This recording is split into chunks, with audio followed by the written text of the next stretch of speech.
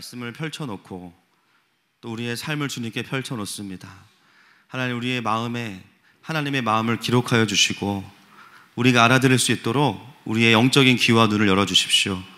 주의 말씀을 듣는 가운데 심령이 회복되고 삶이 해석되고 또 어디로 가야 될지, 무엇을 회복해야 될지 주님 가르쳐 주셔서 온전한 하나님의 나라가 임하는 시간으로 사용하여 주시옵소서.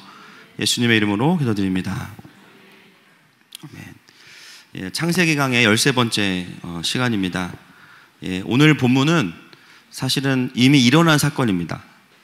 이미 천지창조가 1장에서 완료됐기 때문에 1장 27절과 28절에서 이미 일어난 사건입니다. 그 중에서 특히 오늘 본문이 다시 한번 기록이 된 데에는 분명한 의도와 목적이 있겠죠. 오늘 본문은 특별히 그 중에서도 에덴 동산의 창조에 대해서 우리에게 좀 다른 부분을 새롭게 조명해 주고 있습니다.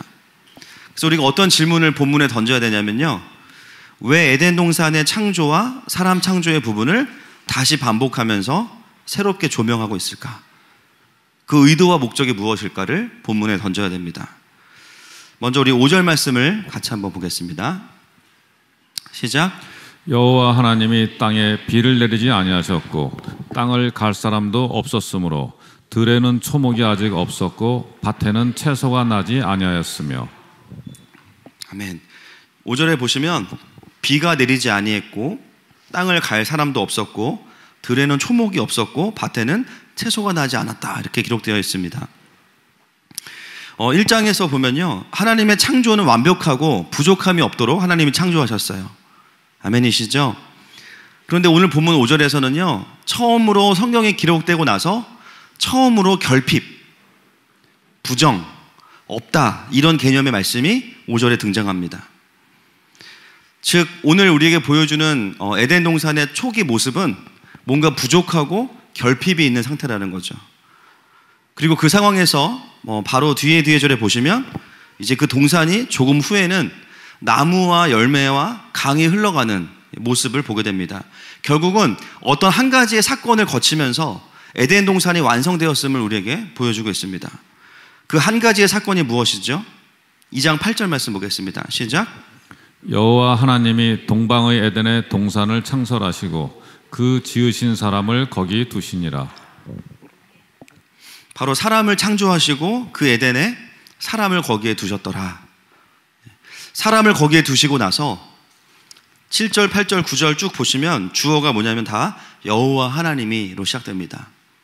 하나님이 우연히 그냥 하신 게 아니라 사람을 창조하시고 에덴 동산에 두신 다음에 그 에덴 동산을 완성하셨다. 의도와 목적을 가지고 에덴 동산을 채워가시는 모습을 우리에게 보여주고 있습니다. 우리가 이 구조만 이해하더라도 왜 하나님께서 다시 에덴의 창조를 우리에게 보여주실까에 대한 의도를 파악할 수 있죠. 에덴이 에덴으로 완성되기 위해서 반드시 필요한 것이 무엇인가? 하나님께서 창조하신 사람이 하나님이 두신 곳에 있어야 합니다. 하나님은 사람을 있어야 하는 자리에 두시고 나서 그 땅에 나무와 열매와 강이 흐르게 하시는 분이세요. 완전한 에덴의 모습이 사람을 거기에 두시고 나서 하나님의 완성을 통해서 재현되는 모습을 보여주고 있습니다. 오늘 우리에게 보여지는 에덴 동산은요, 하나님 나라의 원형인, 하나님 나라의 원형으로서 하나님 나라가 어떤 구조와 원리로 되어 있는지를 명확하게 다시 한번 보여주고 있는 것이죠. 하나님의 백성은 하나님께서 주신 땅에 있을 때 하나님께서 그 땅을 완성하십니다. 그래서 우리가 적용해야 될 질문이 무엇일까요? 내가 지금 살아가는 나의 삶의 자리가 하나님께서 두신 자리인지, 나는 하나님의 백성으로 주어진 삶의 자리에 내가 잘 거하고 있는지, 부르신 자리에서 부르심에 합당하게 내가 하나님 앞에 살아가고 있는가, 그것에 대해서 자기 확신이 아니라 하나님과의 관계 속에서 하나님이 주시는 확신과 확인이 있어야 됩니다. 오늘 그 확신이 또 한 번 임하기를 축복합니다. 그래서 사람을 거기에 두신 이후에 에덴 동산의 변화에 대해서 한번 보겠습니다. 2장 9절 말씀 시작. 여호와 하나님이 그 땅에서 보기에 아름답고 먹기에 좋은 나무가 나게 하시니 동산 가운데에는 생명나무와 선악을 알게 하는 나무도 있더라. 사람을 동산에 두시고 나서요, 보기에 아름답고 먹기에 좋은 나무가 이제 맺혀지게 하셨어요. 그 다음에 구별해서 두 개의 나무가 또 등장하죠. 무슨 나무와 무슨 나무입니까? 네, 생명나무와 선악과입니다. 선악과 나무이죠.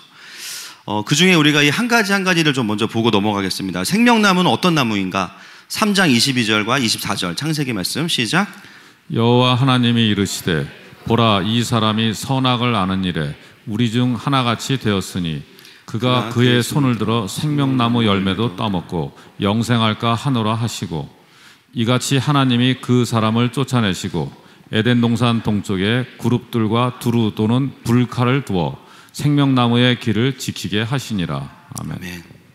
여러분, 생명나무는 그 나무를 먹으면 영생하는 나무입니다. 드시고 싶죠? 그렇죠? 어디에 있을까요? 생명나무는 말 그대로 생명을 주는 나무예요. 여러분, 그런 고민 안 해보셨습니까? 성경을 읽다가 만약에 에덴 동산에서 쫓겨나기 전에 아담과 하와가 먹었다면 지금 지킨들 무슨 소용이 있겠어요? 영원히 살겠죠. 여러분, 아담과 하와가 에덴 동산에 있을 때 생명나무를 먹었을까요? 안 먹었을까요? 확실하세요? 잘 모르죠, 우리는. 먹을 수도 있고 아닐 수도 있습니다. 근데 우리가 말씀을 가만히 유추해 보면 알 수 있는 것은 이 생명나무의 기능이에요. 생명나무가 직역하면 활력나무, 생기나무, 소생케 하는 나무라는 뜻입니다. 그러니까 한번 먹었다고 그게 그냥 우리를 영원히 살게 하는 그런 개념이라기보다는요, 어떤 것이냐면 살다가, 주기적으로 살다가 한 100년 사니까 이제 피부가 예전 같지 않아요. 예전 같지 않아요. 그렇죠? 자꾸 뭐가 생기고, 그렇죠? 그래서 뭐 좀 어두움도, 기미도 생기고, 그럴 때 이제 가서 생명나무를 하나씩 먹는 거죠. 먹으면 어떻게 될까요? 비타민C보다 더 좋은 물질이 온몸에 퍼지면서 다시 피부가 탱탱해지고 다시 옛날에 젊었을 때의 모습으로 회복돼요. 막 내장 지방도 빠지고, 할렐루야. 그러다가 또 살다 보니까 또 상태가 안 좋아져. 그럼 다시 또 가서 생명나무를 하나 먹어요. 그러면 이제 다시 뇌의 상태도 좋아지고 다시 회복이 됩니다. 생명나무는 원래 금지된 열매가 아니었죠. 하나님께서 허락하신 열매였습니다. 자주 그 시간들을 통해서 이들은 우리가 영원히 사는 게 한 번이 아니라 여러 번 하나님이 베풀어 주신 생명나무를 통해서 회복되는 것이구나라는 것을 깨달았어요. 그런데 에덴 동산에서 추방당하고 나서는 그걸 먹을 수 없는 거예요. 그러니까 이제는 시간이 지나도 다시 그렇게 회복이 안 되는 거죠. 그런데 여러분, 오늘 우리가 이 생명나무를 찾게 될 겁니다. 할렐루야. 거두절미하고 이 생명나무는요, 눈에 보이는 생명나무는 찾을 수 없어요. 그러나 우리에게는 영원한 생명나무이신 예수님이 계십니다. 그분 때문에 우리가 잃었던 생명을 찾았어요. 그분이 우리를 다시 살려주셨어요. 우리에게 은혜를 주십니다. 그래서 신기한 게 눈에 보이는 생명나무를 먹지 않았는데 은혜 받으면 이뻐진다는 거예요. 할렐루야. 아멘 하시면 좋으신데, 그죠?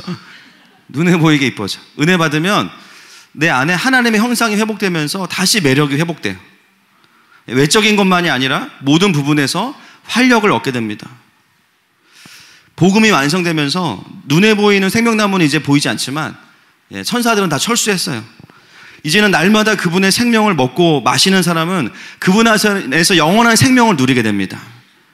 활력을 얻게 되고요, 죄와 싸울 수 있는 힘을 얻게 됩니다.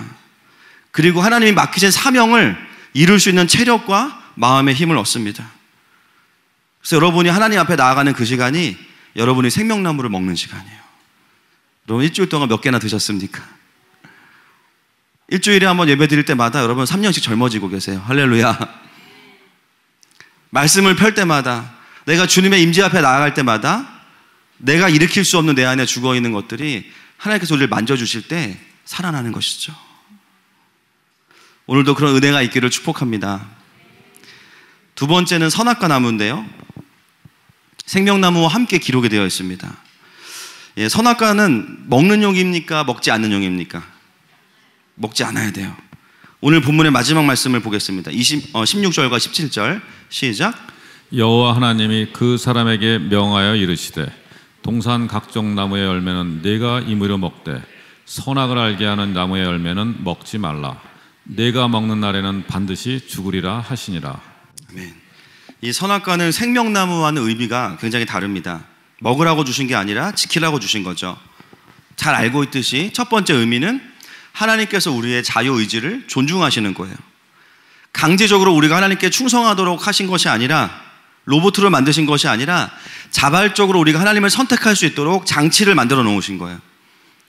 대신에 그 자유에 대한 책임은 있죠. 먹는 날에는 죽는다. 자유에 대한 책임은 있습니다.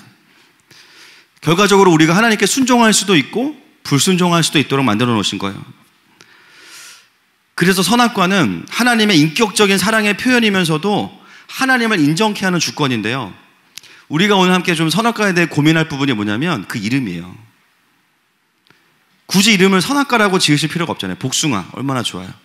또는 이름을 강력하게 먹지마 이런 걸로 지어 놓으시면 먹으려고 할 때마다 얼마나 마음에 부담이 있겠습니까? 근데 하나님 그 이름을 뭐라고 지으셨냐면 선악과라고 지으셨어요. 여기에는 분명한 의미가 있습니다. 이름 자체가 주는 의미가 있죠. 바로 선과 악을 판단하는 자리는 인간의 자리가 아니라는 거예요. 그게 선악과의 또 다른 본질입니다. 판단의 자리가 사람의 자리가 아니라는 거예요. 하나님의 자리에 내가 앉을 때 성경은 그것을 뭐라고 이야기하냐면 교만이라고 이야기하죠. 여러분, 모든 상황을 정확히 아시고 판단하실 수 있는 분은 하나님 뿐이십니다. 우리가 다른 사람이 나를 판단하면 왜 기분이 나쁘죠? 어떤 마음이 올라오죠? 속에서 잘 알지도 못하면서 뭘 안다고 이런 마음이 올라와요. 여러분, 사람의 판단은 불완전할 수밖에 없습니다.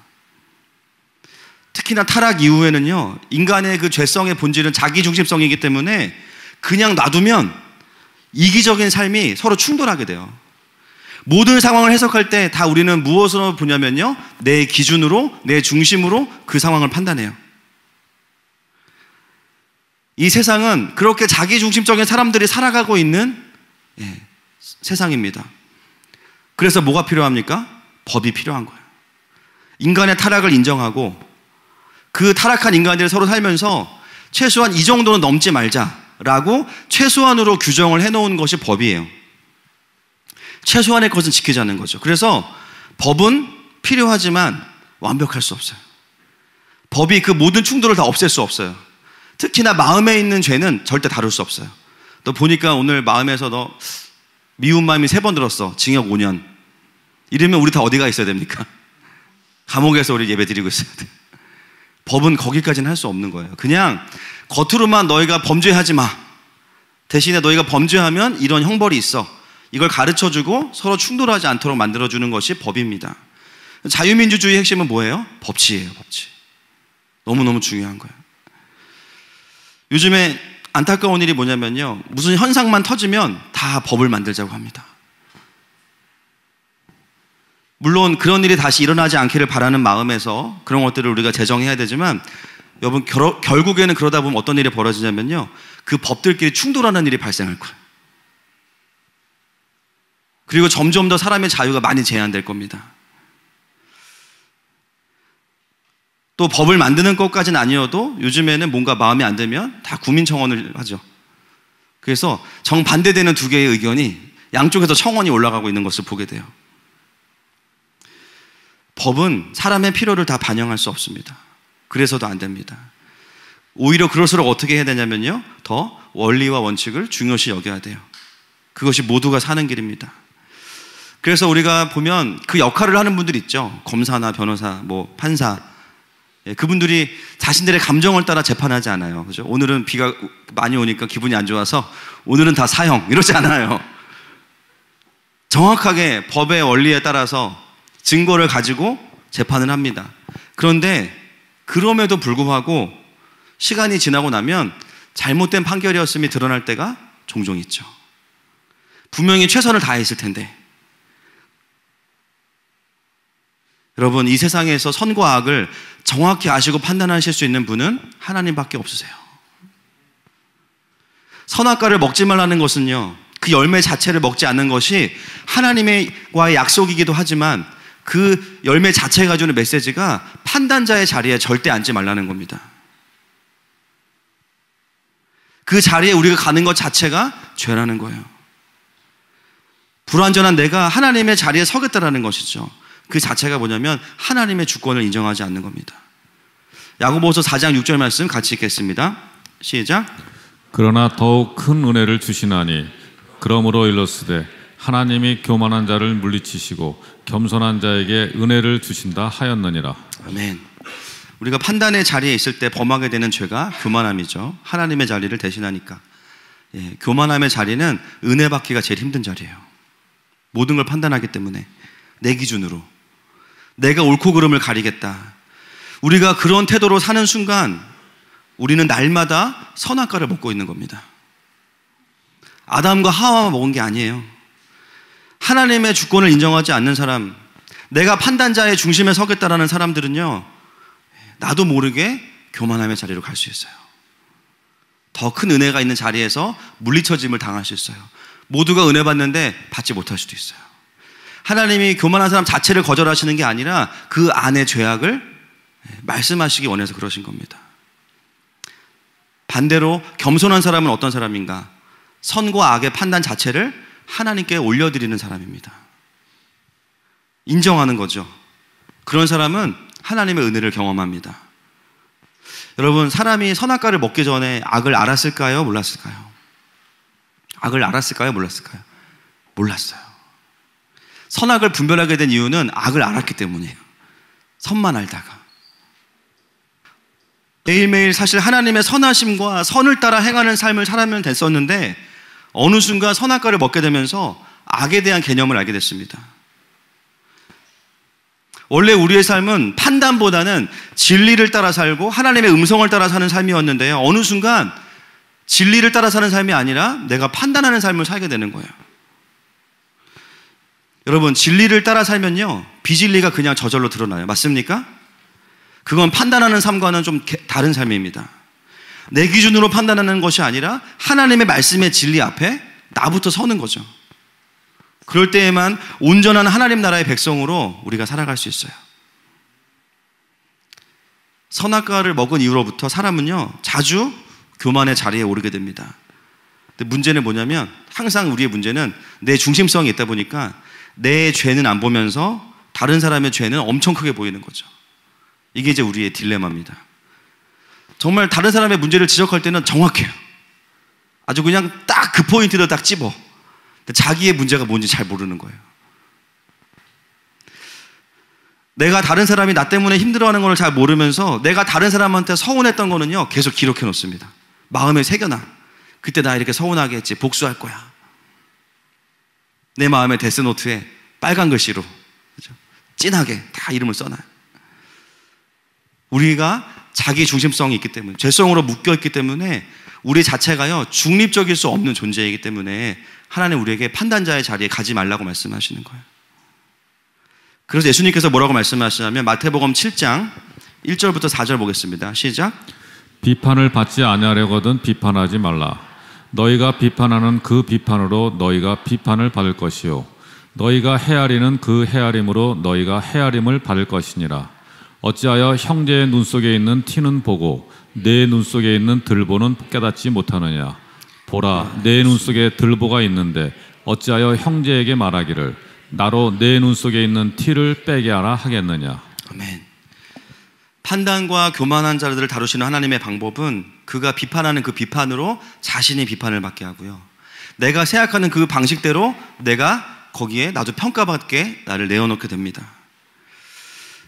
그래서 판단하는 경우에는요, 사람들의 문제와 죄악들을 막 이야기해요. 그래서 그 사람을 끌어내려야 된다, 어떻게 된다. 근데 결국 어떻게 되냐면 그 마지막은 나예요. 이 사람은 이것 때문에 숙청해야 되고 저 사람은 이래서 숙청해야 되고 마지막에는 나. 그럼 넌 어떠냐? 자기 생각은 안 해본 거예요. 하나님을 알지 못한 상태에서의 판단은 옳음도 그름도 아닙니다. 사실 우리가 정확한 것도 알 수 없는 거예요. 그래서 그냥 성경은 교만이라고 합니다. 그러므로 하나님의 백성들이 힘써야 될 것은 뭐냐면 모든 상황 속에서 하나님의 선하심을 주목하고 선을 쫓아 행하는 것입니다.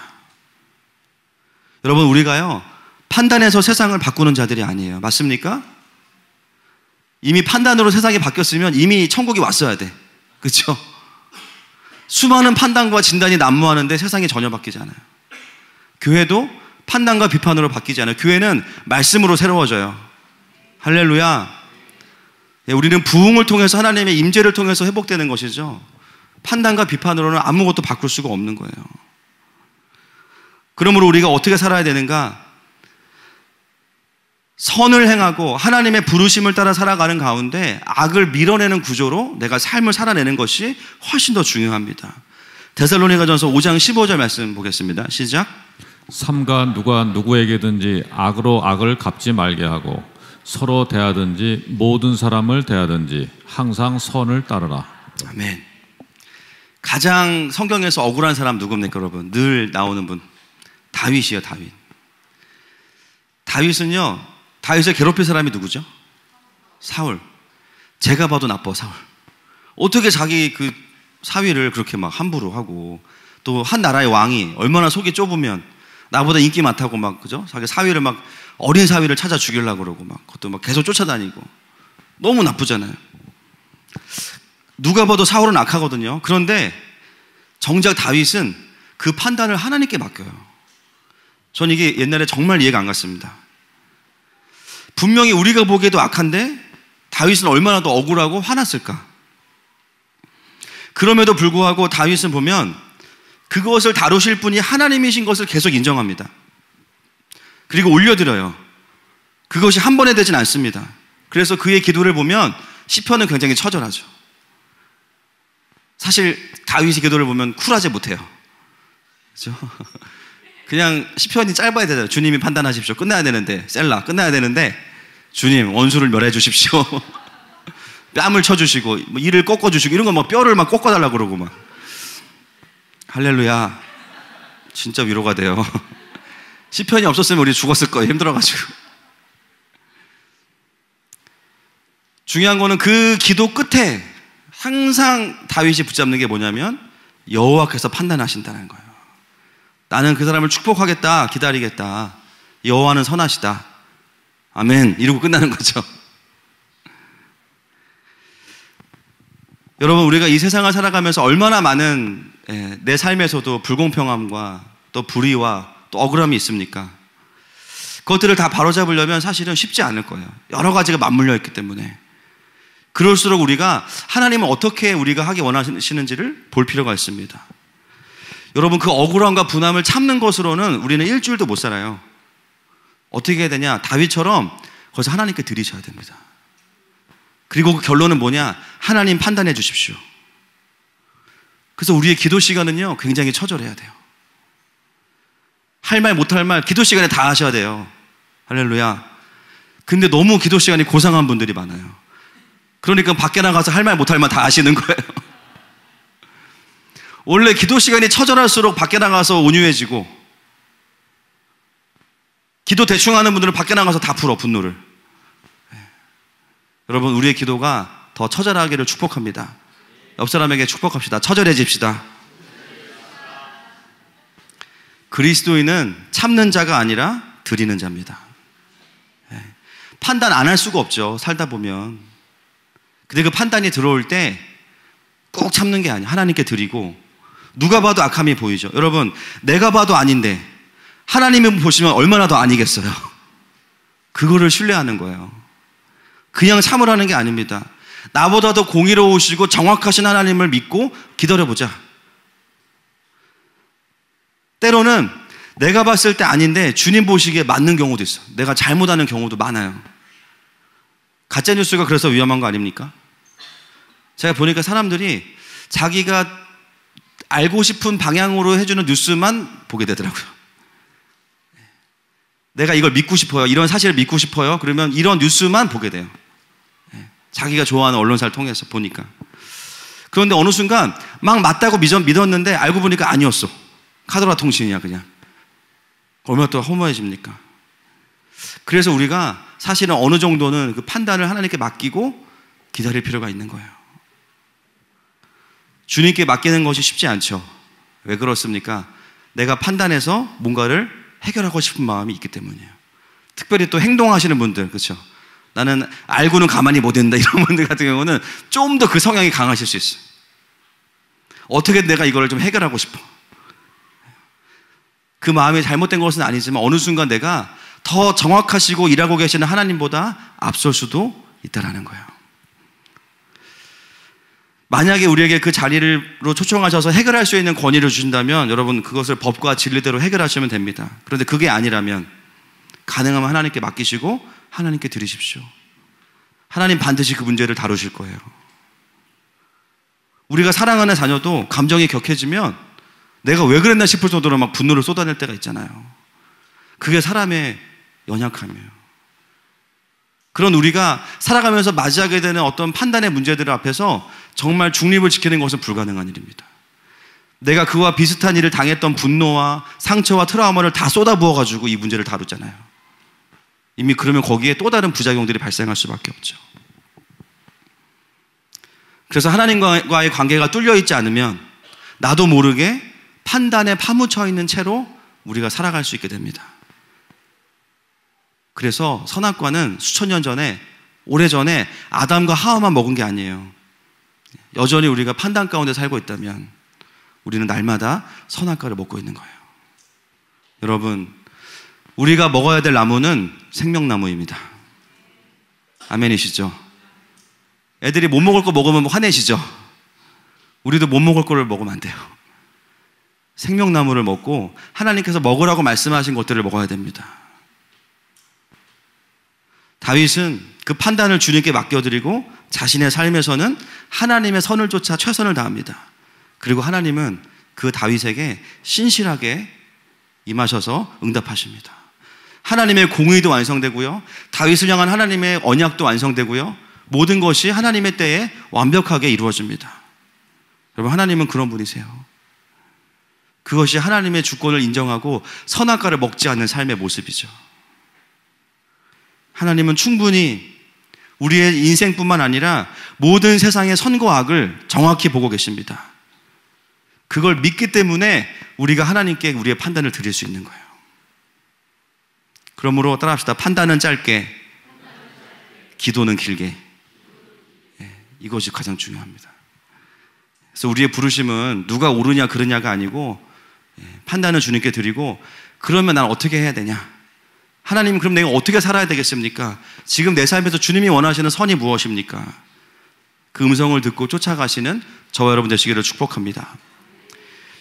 10절부터 14절에 보면 그 에덴 동산에서부터 4개의 강이 흘러나옵니다. 같이 한번 읽어보겠습니다.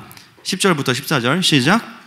강이 에덴에서 흘러나와 동산을 적시고 거기서부터 갈라져 4 근원이 되었으니 첫째 이름은 비손이라.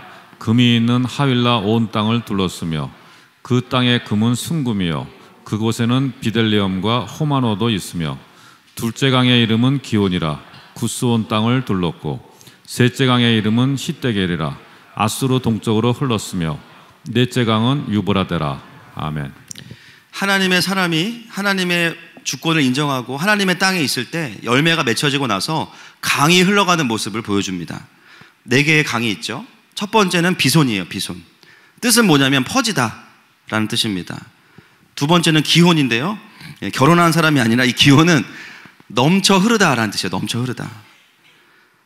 또 앞에 이 2 강은 확인되지 않았지만 뒤에 2 강은 뭐냐면 히데겔, 화살처럼 빠르다. 지금의 티그리스 강입니다. 그 다음에 나오는 강은 발음도 똑같아요. 유프라테스 강이에요. 여러분, 티그리스 강과 유프라테스 강을 통해서 일어난 문명이 뭐죠? 다들 중학교 열심히 나오셨구나. 바로 튀어나오시네. 메소포타미아 문명입니다. 창세기에 나오는 이 4개의 강은 그냥 강이 아니고요, 생명의 근원을 이루는 강이에요. 즉 뭐냐면 에덴에서 나온 그 생수가 가는 곳마다 또 다른 에덴이 세워지는 거예요. 이것은 생명이 흘러가는 것을 의미하는 것입니다. 그런데 어떻게 흘러가냐면요, 창세기 2장 10절 말씀 시작. 강이 에덴에서 흘러나와 동산을 적시고 거기서부터 갈라져 4 근원이 되었으니. 그 동산을 먼저 적십니다. 굉장히 묘한 표현인데 우리가 에덴 동산을 떨어뜨려서 본 적이 없죠. 근데 본문은 에덴과 동산을 떨어뜨려서 기록하고 있어요. 강이 어디에서 흘러나옵니까? 정확하게 에덴에서 흘러나와요. 어디를 적시죠? 동산을 적셔요. 잘 보셔야 됩니다. 우리는 에덴 동산을 그냥 하나로 보는데 창세기는 에덴과 동산을 분리해요. 심지어 그 동산마저도 그 강의 생명을 경험하는 수혜자가 됩니다. 동산이 먼저 적셔지고 4개의 곳으로 강이 흘러가요. 동산 자체가 강을 흘려보내는 것이 아니라 그 강은 에덴에서 나온다고 이야기합니다. 이 에덴이 무엇일까요? 오늘 본문 전체가 말하고 있는 겁니다. 하나님의 땅에 하나님의 사람을 두셨죠. 거기에가 에덴이 있는 거예요. 그것은 물질적인 장소일 수도 있지만 훨씬 더 영적인 의미가 있어요. 하나님의 나라의 구조가 펼쳐진 곳이 에덴입니다. 그러면 거기에서부터 강이 흘러나오는데 먼저 동산을 적신대요. 여러분, 하나님의 은혜가 우리에게 임하면 우리를 적시고 흘러가요. 할렐루야. 나를 건너뛰고 흘러가는 게 아니에요. 나를 충분히 적시고 나를 통해서 그분의 은혜가 흘러가요. 에덴의 본질은 막 지도를 뒤져가지고 그 강이 어디에 있나, 에덴이 이쯤에 있겠다, 이것도 중요할 수 있어요. 그러나 에덴의 본질은 뭐냐면 하나님께서 세우신 그 사람 자체가 에덴입니다. 우리가 에덴인 거예요. 우리로부터 생수의 강이 흘러가는 거죠. 에덴의 뜻, 하나님의 기쁨. 내 안에 하나님의 기쁨이 있을 때 나로부터 내 배에서 생수의 강이 흘러가요. 그리고 강이 닿는 곳마다 에덴 동산과 동일한 열매들이 맺혀나고 생명이 살아납니다. 오늘 본문은 우리에게 에덴 동산이 어딘지의 지도적인 좌표를 가르쳐주는 것이 본질이 아니라 진정한 에덴의 의미는 하나님의 사람이 하나님께서 허락하신 땅에 정확하게 포지셔닝하고 거기서 하나님의 주권을 인정할 때 이런 역사들이 일어날 것이다. 그것을 말씀하고 계신 거죠. 여러분, 하나님은 하나님의 주권을 인정하는 사람을 하나님의 땅에 두십니다. 그리고 그때 그 땅이 완성되어집니다. 그게 우리의 가정이든 사업체든 내 개인의 내면이든. 이것은 성경 속의 이야기가 아니라 오늘을 살아가는 우리의 삶의 모습이죠. 우리가 선악과만 먹지 않는다면, 날마다 생명나무를 먹고 주님이 먹으라고 말씀하신 그 진리를 먹는다면 우리는 그 삶을 살아갈 수 있습니다. 우리가 이틀 전부터 3일 동안 청년부 수련회를 하고 왔는데요, 너무나 감사한 시간이었습니다. 늘 그렇듯이 4명으로 시작된 수련회가 30명이 넘게 끝났어요. 또 직장에 다녀오는 청년들도 있고 또 시간이 맞지 않는 청년들도 있어서 저희 청년부를 보면 항상 제가 이제 그 떠올리는 단어가 늘 얘기하지만 베트남 쌀이다. 제가 늘 그렇게 얘기하거든요. 베트남 쌀. 왜냐하면 오랫동안 같이 자라온 게 아니기 때문에 엄청 친하기 쉽지 않은 구조예요. 그리고 동시에 뭉태기로 온 게 아니라 각자 왔어요. 각자. 너무 신기하죠.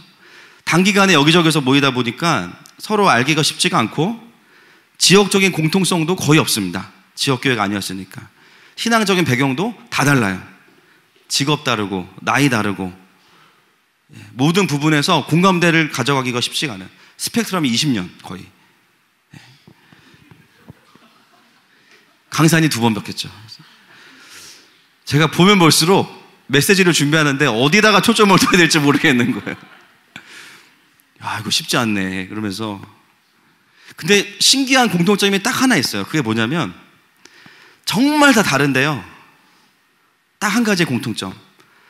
하나님이 그래도 나를 여기로 부르셨다. 그게 다 있어요.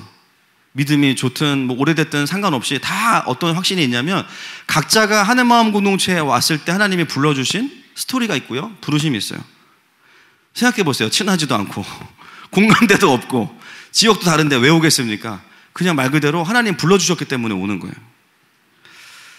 그 중에 한 형제는 처음에는 이제 교회 때문에 온 게 아니라 여자친구 때문에 왔습니다.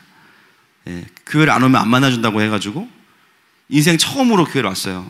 그래서 또 새가족반 그냥 하고 예수님을 영접하고 1년 지났어요. 그래서 그 형제가 이제 저한테 해준 이야기가 뭐냐면 1년 동안 하나님을 잘 믿어보자 그러면서 열심히 교회 나온 거예요. 사실 교회를 인생 처음 다녀본 거기 때문에 교회 문화도 어색하고 설교도 낯설고, 그렇지만 이제 하나님 만나고 싶다는 마음으로 나왔어요. 근데 지난 1년을 돌아보니까 어떤 일이 있냐면 그 형제가요, 병원에서 이제 근무하는 형제인데 스케줄 근무다 보니까 교회를 한 달에 한두 번 나올 수 있었거든요. 그런데 어느 순간 다른 부서로 옮겨주시면서 매주 교회를 나오게 됐어요. 아직도 기억하는 그 형제가 저한테 눈물을 글썽이면서 이제 교회를 매주 올 수 있다는 거예요. 여러분, 교회 열심히 나오세요. 심지어 이번에 수련회 하면서 정작 여자친구는 못 왔어요. 집안에 좀 급한 일이 생겨서. 근데 본인은 왔어. 또 말씀 듣고 기도하다가 기도의 마지막에 공동체에서 옆 사람을 위해서 기도해 주자는 시간에 기도를 시작했대요. 근데 갑자기 뒤에 있던 형이 갑자기 자기 등에 손을 딱 얹고 기도하는데 그때 성령께서 이 형제를 완전히 사로잡으신 거예요. 갑자기 몸이 떨리면서 너무 막 마음이 뜨거워지더래요. 그러면서 주체할 수 없이 막 눈물이 흐르는 거예요. 그 형제가 뭐라 그러냐면, 아, 이게 사람들이 말한 그거였나 보다. 대박. 이건 뭐지? 이렇게 저한테 카톡이 왔어. 이게 그거구나. 그리고 이 친구가 너무 울다가 예배 마친지도 모르고 계속 울다가 제가 이제 가서 보니까 은혜 받았더라고요. 그래서 안아줬어요. 그때 정신을 차린 거예요. 자기가 울다가 눈 떠보니까 자기가 목사님한테 안겨있더래. 네, 형제입니다. 그 형제. 그게 더 이상한데요, 그죠? 네, 성도입니다.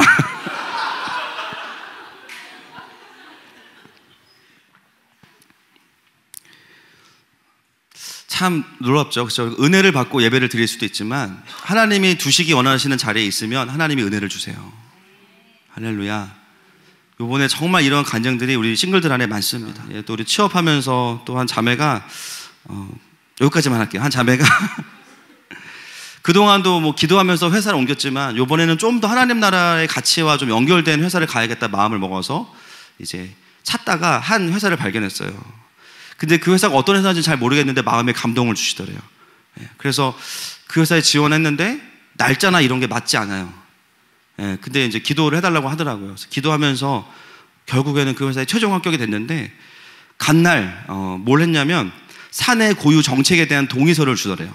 근데 그 동의서의 내용이 뭐냐, 우리 회사는 이런 회사인데 사인하고 동의했으면 좋겠다. 근데 그 내용이 뭐냐면, 우리는 건강한 가치를 추구하는 기업, 브랜드를 돕는 파트너입니다. 우리의 존재 목적은 건강한 메시지의 생산입니다. 그 다음, 우리는 하나님을 사랑하며 이웃을 섬깁니다. 이게 회사예요. 우리의 이웃인 북한과 이스라엘을 돕는 마음으로 일합니다. 우리는 이웃과의 약속을 중요시 여깁니다. 우리는 열정적으로 일하고 투명하게 일을 수행합니다. 그리고 회사 안에 이웃을 돕는 많은 프로그램들이 있고요. 회사는 기독교 정신을 바탕으로 예배하며 제자훈련 프로그램을 권장합니다. 교회가 아니고 회사가. 이 자매 안에도 뭔가 하나님 앞에서 내가 원하는 거 늘 안 들어주셔, 이런 마음이 좀 있었는데 하나님 이번 일을 통해서 그게 아닌 것에 대해서 또 말씀해 주신 거예요. 여러분, 하나님은 우리를 두시고 싶어하는 자리가 있으세요. 그 자리에 가서 선악과 먹지 말고 생명나무 먹으면서 하나님의 주권을 인정하고 있으면 하나님의 열매가 맺힙니다. 생수의 강이 흘러갑니다. 어떤 분들은 삶의 환경을 굳이 바꾸지 않으셔도 되는 분들이 있죠. 꼭 이직하라는 말씀이 아니라, 오늘 취업 얘기만 나왔지만 이직이 핵심이 아니라 내 마음의 자리가 어쩌면 하나님께서 원하시지 않는 자리에 가 있는 분들이 있어요. 여전히 판단하고 여전히 상처와 분노와 원통함을 풀지 않는 마음, 어디로 가야 됩니까? 겸손한 자리로 가십시오. 주님이 원하시는 자리로 가십시오. 거기서 우리는 에덴으로 회복될 것입니다. 이 시간 함께 주님 앞에 나아가십시다.